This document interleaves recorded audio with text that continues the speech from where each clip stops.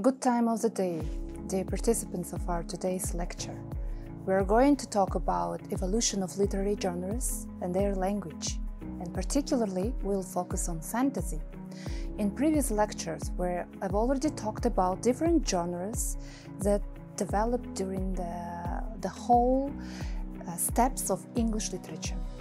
And fantasy is one of the important genres that started to develop before medieval era, during the 10th and 11th century, when the philosophers like Plato, Homer and Virgil started to write their epic poems, epos related to Christianity and philosophy. We'll talk about the origin of fantasy genre with the work of Iliad, Odyssey and Mahabharata. The genre developed through medieval texts like Beowulf and Arabian Nights. We'll talk about the development of fantasy genre during the Renaissance and Romantic period. Then we'll focus on Victorian authors, and then we'll finish our lecture with modern fantasy that developed during the 20th and 21st centuries. If we talk about the development and origin of fantasy, it is started from the old ages, ancient ages. Fantasy literature is a literature set in an imaginary universe, often but not always without any locations, events or people from the real world. Magic, the supernatural and magical creatures are common in many of these imaginary worlds. If other genres like romanticism or realism, naturalism, modernism is related to realistic events, to real characters in the novels or poems, fantasy is related to totally created world. But this universe is not something that is related to the visualization, imagination of the authors, but it is related to mythology, to Christianity or different religions of different nations. And all elements in universe are about these mythologies. And in particular, fantasy genre is a kind of combination and integration of different nationalities' mythology, starting from the Greek mythology, Scandinavian, Celtic, Christian, Arabian, and different nationalities are interrelated in fantasy. If we talk about the origin from the literary, not only from the literary perspectives, but from the linguistic perspectives, here we can mention also the intertextuality of literary genres, which is dates back to the theory of the Russian linguist and literary researcher Bakhtin, who talked about intertextuality. The fantasy is a right example of intertextuality in literature and linguistics. Well, the main features of a fantasy genre is speculative fiction and is distinguished from the genres of science fiction or horror by the absence of scientific or macabre themes, respectively. Historically, most of works of fantasy were in a written form, but were not on written form before the medieval era. They were mainly passed from generations to generation in oral form, however a little bit changed. But until the middle of the 20th century, fantasy developed and only existed in the written forms, in the novels. You can see special magazines that developed during the 20th century, but starting from the 20th century, where there was a great boom of the development of fantasy, by reflecting them in the movies, fantasy and fantastic films, video games, internet sites, and many others. There was a special culture that is related to particular phenomenon, related to a particular type of fantasy. Stories involving magic and terrible monsters have existed in spoken forms before the advent of printed literature. Classical mythology is replete with fantastical stories and characters, the best known and perhaps the most relevant to modern fantasy, being the works of Homer, Greek, or Virgil, Roman. The philosophy of Plato has had great influence on the development of fantasy genre.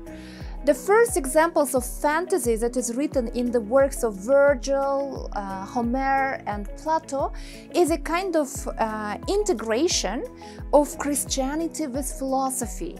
By philosophical approach, they wanted to reinforce Christian religious beliefs. The first thing is stories involving magic and monsters existed in spoken form before printed literature. Plato's philosophy, as I mentioned, is an interrelation with Christianity. Classical mythology, particularly Homer's Greek works and Virgil's Roman tales, are key foundations of modern fantasy. You can still see in the works of even 20th century and 21st century English and American and worldwide writers in fantasy genre a kind of notes and a particular citations to the work of Plato, Homer, and Virgil. Empedocles, who worked during the 490s and 430s century before Christ, introduced elements as a personification of natural forces, influencing the use of elements in fantasy. Here you can mention that there are different elementals related to earth, related to water, and air, and earth. It was Empedocles who started to personify natural resources in fantasy genre. India's Vedic mythology and works of Panchatantra, 3rd century before Christ, contributed animal fables and magical stories that influenced European and Middle Eastern fantasy. Here, animals in fables were embodied with human natures, and political themes and social and other conditions of the Indian society were reflected in these animal fables. Baital-Pachisi, Vikram, and Vampire contributed to the development of Arabian Nights and other Western works like The Golden Ass of Apuleius. Panchatantra used animal characters to teach political science principles, inspiring modern fantasy staples like talking animals. The same examples we can see in the Lewis Carroll's novels or J.R.R. Tolkien's novels, or maybe in J.K. Rowling's novels, the talking animals that are taken from Indian Vedic mythology. The Arabian Nights 1001 Night influenced Western literature after its translation in 1704 by Antoine Galland and led to numerous imitations, especially in France. The Fornaldar sagas, Norse and Icelandic sagas, both of which are based on ancient oral traditions, influenced the German romances, as well as William Morris and J.R.R. Tolkien's. The Anglo-Saxon epic poem Beowulf has also had deep influence on the fantasy genre, although it was unknown for centuries and so not developed in the medieval legend. And romance, several fantasy works have retold the tale, such as Gardner's Grendel. As you see, the elements of the Beowulf, if we talk about Beowulf, it is related to Scandinavian, Germanic sagas. It wasn't very common during the medieval era up to the development of Romanticism in 18th and 19th centuries. And here the elements of the revival of Scandinavian sagas. Celtic folklore, particularly Welsh tradition and the Mabinogion, influenced many fantasy works, especially through the legend of King Arthur. The Irish Ulster cycle, the Fenian cycle also influenced fantasy, particularly the Arthurian cycle of chivalric romance, the Matter of Britain. Evangeline Walton, retelling of Arthurian legends, contributed to the development of fantasy genre with the elements of chivalric romance, which was developed after the invasion of Normandic kings of Great Britain. This time, starting from the 11th century up to 14th century, there was a development and progress of chivalric romance with the elements of defeats and heroism of the knights. Here you can see the distressed damsels, courtly love, all are the elements of chivalric romance, and of course this heroism is interrelated with supernatural magical elements like monsters, fighting of dragons, which are based also in the Scandinavian sagas. During the Renaissance, Arthurian works like the Le Morte d'Arthur by Sir Thomas Malory and Amadis de Gaula continued to shape the genre of fantasy. Renaissance authors like Ludovico Ariosto and Torquato Tasso produced major works of Orlando Furioso and Gerusalemme Liberata, influencing adventure fantasy with the elements of the chivalric romance. Giovanni Francesco Straparola, the facetious Knights and Giambattista Basile's Pentameron established the foundation for modern fairy tales in fantasy. Alchemist Paracelsus introduced the concept of elementals, elemental beings, which is associated with alchemy. Here, if the Empedocles personified different natural resources, Paracelsus personified additionally the different creatures related to these elements, to earth elements, to natural elements. For example, gnomes are related to earth elementals, undines or elementals of the water alchemy, or seals are air elementals. Salamanders are fire elementals. And here all different creatures in fantasy genre, all monsters or other horrible creatures, or maybe something very virtuous creatures like fairies or very wise people in this fantasy genre are related to these elementals, which is considered to be different types of alchemy. And all of them are taken from the folklore, influencing fantasy genre in the later work.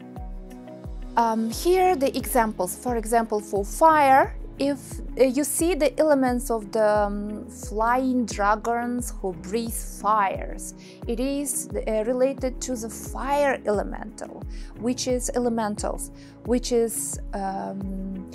elaborated and was firstly investigated by the Paracelsus. If you see the flying fairies, for example, in the Peter Pan or in the Alice in Wonderland, J.R.R. Tolkien's novels, flying fairies, or in the Maleficenta, for example, they are air elementals and are considered to be called sylphs or undines or mermaids. There are different fairy tales and fantasy romance or novels that is related with this kind of characters are water elementals, and gnomes are earth elementals, and everything related to earth. They live under the earth, they like to dig in gold or silver and other minerals. All this related and reflection to the earth elementals. During the Enlightenment, with the appearance of printing press, there was a large spread of the fantastic fairy tales. However, during whole this period, these works, novels, epic poems, were not considered as fantasy genre, but they were considered as a Christian epic poem or Christian epic prose, or even fairy tales.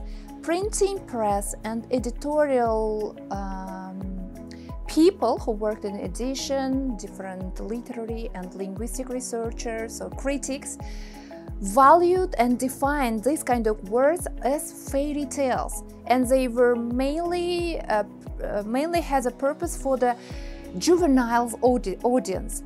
But however, they were very attractive for adult audience.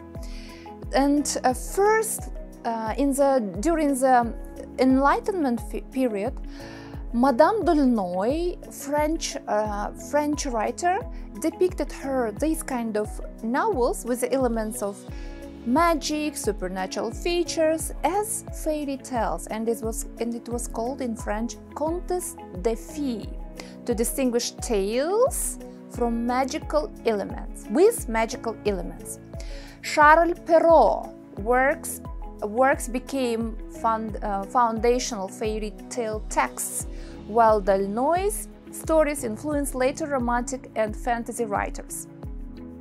In 18th century France, Voltaire published philosophical fantasies. Here again, the fantastic features, the elements of magic or supernatural universe is distinguishing, has a particular morals to the audience, to people with philosophical approach. And these are Princess of Babylon and the White Bull, offering satire within fantastic narratives. Despite this, Enlightenment literature largely favored realism, with writers like Defoe, Richardson and Fielding opposing fantasy elements. Yes, during the Enlightenment there was a kind of development, different genres like Romanticism, with the elements, of course, fantasy is related to a kind of Romanticism genre direction, and the development of realism. Realistic writers like Defoe, Richardson, Fielding, and many others were opposing fantasy and Romanticism. In contrast, Elizabethan England, which dates back again to the 16th century, saw fantasy flourish with popular themes of magical realms, role of reversals, and interaction between mortals and supernatural beings, reflecting social and political sentiments. And these kind of elements are reflected in the works of William Shakespeare, Geoffrey Chaucer, and many other writers of the Renaissance period. Romanticism, emerging in the late 18th and early 19th centuries, emphasized imagination and spirituality over reason, which is rationality and order was a kind of most important elements of the classicism, realism, that was very, I would say, kind of common trends in the literature. But Romanticism, which involves fantasy writers, was totally different. They valued spirituality. They valued the transcendentalism of inner voices of authors. Romantic writers revived medieval themes, leading to the role of creation of the Gothic novel with Horace Walpole's The Castle of Otranto, which was published in 1764, marking its inception. Gothic, published in the 18th century by William Beckford, blended Gothic elements with Eastern fantasy, drawing inspiration from the Arabian Nights.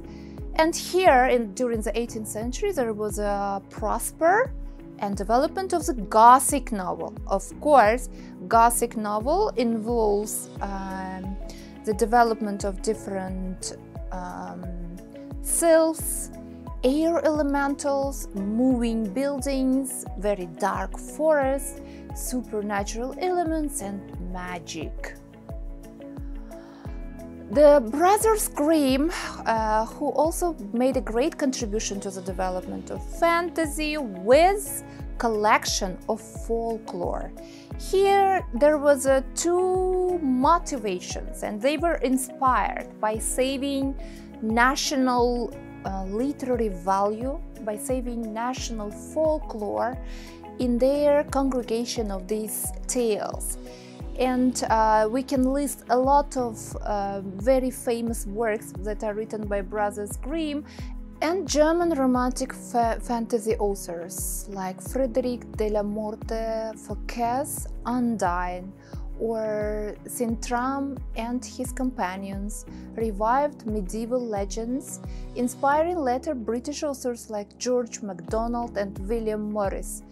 E.T.A. Hoffmann tales such as The Golden Pot and The Nutcracker and the Mouse King, published in the beginning of the 19th century, introduced fantastical elements with a dark romantic flair. Fantasy literature flourished during the Victorian era with authors like Mary Shelley, William Morris, George MacDonald, and Charles Dodgson or Lewis Carroll, gaining popularity. If we talk about Mary Shelley, she is a wife of Percy Bysshe Shelley, who was an author of Romanticism and died at his early age. Mary Shelley her genre was a little bit different from her husband's, wrote Frankenstein, The Last Man, and Matilda, published posthumously in 1959, blending Gothic elements with early science fiction. You see, science fiction and Gothic elements are the main features of fantasy work. William Morris created fantastical works in The Well at the World's End and The Wood Beyond the World, heavily inspired the medieval sagas. Again, in these works you can see the elements of flying dragons, the fights, and also the elements of the chivalric romance, with the heroism of the kings of the created universes. George MacDonald wrote influential works such as Phantastes, published in 1858, and The Princess and the Goblin, contributing to modern fantasy and influencing to the works of J.R. Tolkien. Yes, and you see, even the names of these works are called like Phantastes, but still these works were not defined as the works that is related to the adult audience. These works still were related to the children or juvenile audience. Charles Dodgson, Lewis Carroll, is renowned for Alice's Adventures in Wonderland and Through the Looking Glass, whose works were published at the end of the 19th century, pioneering whimsical fantasy for children. And in previous lectures we mentioned about the works of Charles Dodgson or Lewis Carroll, and a kind of revolution in development of the children literature, which was not based on the moral lessons to influence to the behavior and to teach something to the children audience. This was totally different, a kind of stories and fantastical novels that allowed children audience to reflect on their lives. Hans Christian Andersen revolutionized fairy tales with original works that often conveyed deeper moral lessons and emotions. His notable fairy tales include The Little Mermaid, The Ugly Duckling, The Emperor's New Clothes, The Snow Queen, which became classics of children literature. I believe that there is any adult or children who hasn't been aware with the fairy tales, amazing, whimsical, great fairy tales of Hans Christian Andersen, Lewis Carroll, Charles Perrault, and many others. John Ruskin wrote The King of Golden River, a fairy tale with complex characters and themes, influencing later works including J.R.R. Tolkien's creation of Gandalf. Authors like Edgar Allan Poe and Oscar Wilde contributed to the darker side of fantasy and horror. I would say that the novels of Edgar Allan Poe were the sensational tendency during the end of the 19th century. He was very famous during his lifetime and posthumously with his intriguing, heartbreaking novels, which included the horror. So Edgar Allan Poe was the first authors who introduced horror to the fantasy genre. And his famous works are The Telltale Heart, The Fall of the House, and The Mask of the Red Death, exploring madness, guilt, and supernatural themes. Here, in the works of Edgar Allan Poe or Oscar Wilde, there was an integration, not only something philosophical, not only something that is related to particular periods, philosophy or mythology, but also they investigated inner philosophical and psychological reflection of humanity. Again, you can see the elements of the madness, exploring psychological reflection of people towards reality. One of the famous works of Oscar Wilde is The Picture of Dorian Gray, blending Gothic horror with fantasy, and The Happy Prince, blending moral lessons with fantastical elements. Despite many romanticists, including the writers of fantasy, were criticized by realistic writers like Henry Fielding or many others, they still tried to reflect real conditions in their works, but with elements of fantasy and magic. Rutger Hagard created the Lost World genre, King Solomon's Mines. It was after the colonization of Africa, and Africa was still unknown and something exotic for European people and American people, of course, and that's why this novel also attracted a lot of people with the elements of the African life, which inspired writers like Edgar Rice Burroughs and others. The first fantasy magazine was published during the beginning of the 20th century in Germany and was called Der Orchidengarten. And later in 1923, Weird Tales, the first English literature fantasy fiction magazine, was created, paving the way for the numerous similar publications like the Magazine of Fantasy and Science Fiction. J.R.R. Tolkien is considered one of the biggest and greatest contributors to the development of fantasy genre. He is considered to be a writer of high fantasy. So what does it mean? High fantasy is a kind of genre where a writer creates a universe with its own nationalities, its own people, its own countries, religions, mythologies, beliefs, and cultures.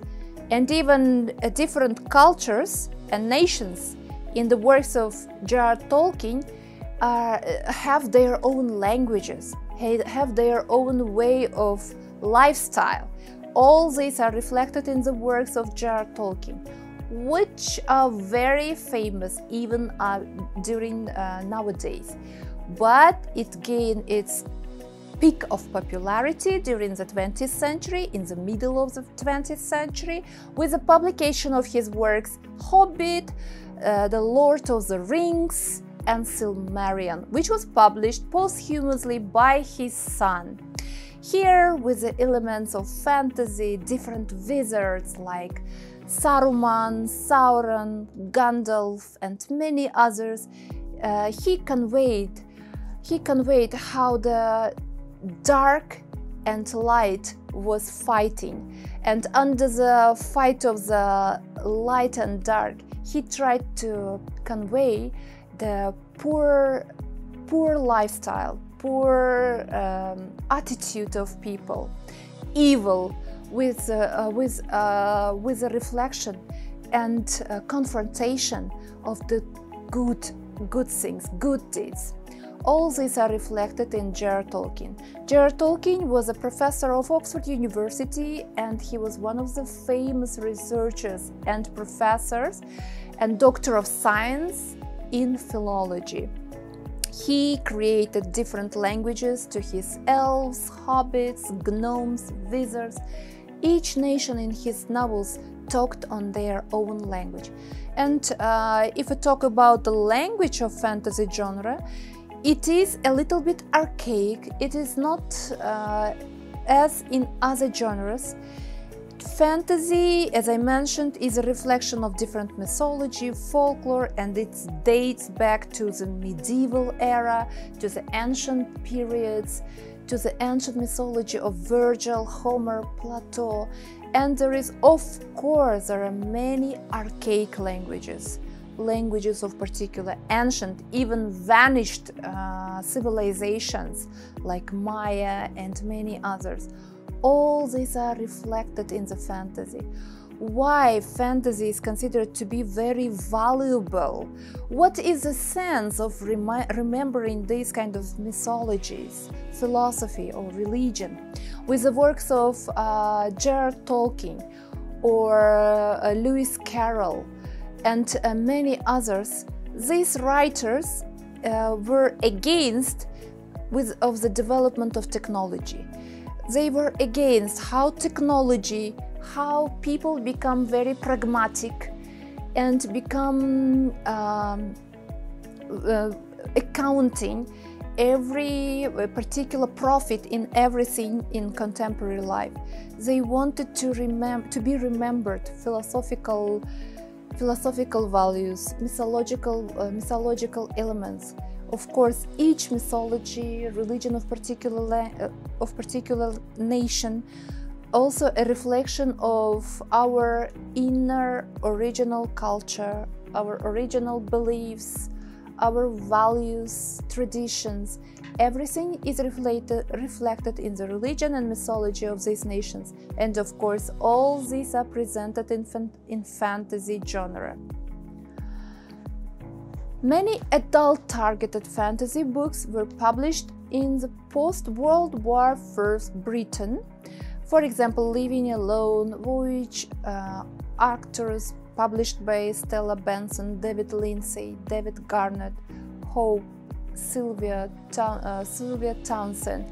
All these writers published their works calling the fantasy for adults after the World War I. Addison, inspired by Northern sagas and influenced by Morris, wrote in Elizabethan English creating adventurous heroic tales. His most famous work, The Worm of Ouroboros, published in 1922, is a heroic fantasy set in an imagined version of Mercury, influencing later epic fantasy literature. Symbolism and archetypes. Of course, there are a lot of elements which present in symbolism. Every single item or archetypes, for example, a sword or particular water or food or a particular land, is a kind of symbol. Of course, by presenting these kind of artifacts, writers try to preserve particular nations' values, traditions, and cultural values. But according to many researchers like Ursula Le Guin, writers of fantasy should be very attentive to the use of archaic language, because this can be visible in a ridiculous way. That's why they should study the works of J.R. Tolkien, Dansani, and many others to learn how to use these archaic languages. Symbolism and archetypes advocates for clarity and authenticity, citing Tolkien's and Evangeline Walton's as examples. Michael Muro criticized the use of archaic language as crutch for dull storytelling. Brian Peters notes that even villainous dialogue must fit the tone of the fantasy world. J.K. Rowling and modern fantasy's success. During the beginning of the 21st century and the end of the 20th century, when young generation, juveniles, were very far from the reading books, and the development of the internet, video games, all made very far our young generation from books. And the development of fantasy, and is written with J.K. Rowling, the adventures and study and the life of the Harry Potter attracted the young generation, and again made close young generation to reading books. And the 7-book series was adapted into globally successful films, known for rich world-building stories, themes like friendship, good versus evil, and moral complexity. J.K. Rowling rise from repeated rejection to worldwide fame redefined commercial success in the fantasy genre. Of course, the works of J.K. Rowling were rejected previously, but then, after its acceptance, it gained immediate success. Authored the Harry Potter series starting from the 1997, transforming modern fantasy literature for young readers. And this was the main information about the development of the new literary genres, for example, like fantasy.